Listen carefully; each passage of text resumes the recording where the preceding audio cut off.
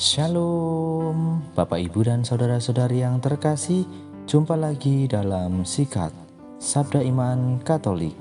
Hari Selasa 10 Januari 2023, Pekan Biasa Pertama.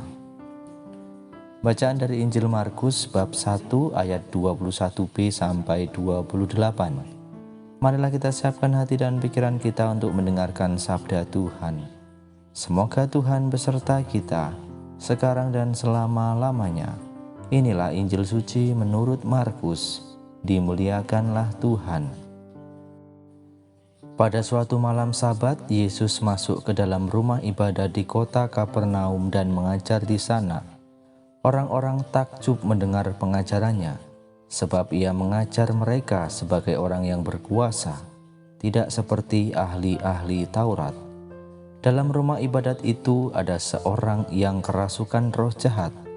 Orang itu berteriak, "Apa urusanmu dengan kami, hai Yesus orang Nazaret? Engkau datang hendak membinasakan kami. Aku tahu siapa engkau, yakni yang kudus dari Allah." Tetapi Yesus menghardiknya katanya, "Diam, keluarlah daripadanya." Roh jahat itu menggoncang-goncang orang itu, dan sambil menjerit dengan suara nyaring ia keluar daripadanya. Mereka semua takjub sehingga mereka memperbincangkannya, katanya, "Apa ini? Suatu ajaran baru. Guru ini berkata-kata dengan kuasa. Roh-roh jahat pun ia perintah dan mereka taat kepadanya." Lalu tersebarlah dengan cepat kabar tentang Yesus ke segala penjuru di seluruh daerah Galilea. Demikianlah sabda Tuhan. Terpujilah Kristus. Bapak, Ibu, dan saudara-saudari yang terkasih, renungan hari ini akan dibawakan oleh Suster Teresita Bella Osu dari Atambua. Selamat mendengarkan.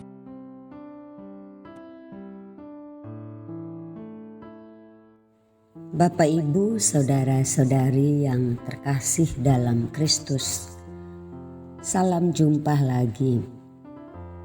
Renungan hari ini saya beri judul Yesus mengajar sebagai orang yang berkuasa. Kita baru saja mendengar bacaan Injil yang diambil dari Injil Markus. Injil ini berkisah tentang bagaimana Yesus mengajar banyak orang di rumah ibadat dan juga tentang Yesus mengusir roh jahat. Ketika Yesus sedang berbicara, banyak orang merasa sangat kagum dengan apa yang disampaikan oleh Yesus kepada mereka. Dia berkata-kata dengan penuh wibawa dan semua orang tercengang kepadanya. Para saudara yang terkasih, kita mengenal Yesus sebagai Putra Allah yang memiliki dua kuasa. Dia rela datang ke dunia ini untuk menyelamatkan kita umatnya. Oleh karena itu, tidaklah mengherankan ketika dia mengajar, banyak orang yang bisa merasakan kekuatan dan kuasa yang berasal dari dirinya. Mereka merasa kagum karena mendengar ajaran-ajaran yang luar biasa yang melebihi ajaran-ajaran para ahli Taurat di zamannya. Dia berbicara dalam kapasitasnya sebagai Tuhan, bukan sebagai manusia. Inilah yang membedakan antara Yesus dan ahli-ahli Taurat. Bapak, Ibu, saudara-saudari yang dikasihi Tuhan. Dalam kelanjutan bacaan ini, dikisahkan juga bagaimana Yesus dikenal oleh orang-orang sakit, terutama mereka yang kerasukan setan, sebagai yang kudus dari Allah.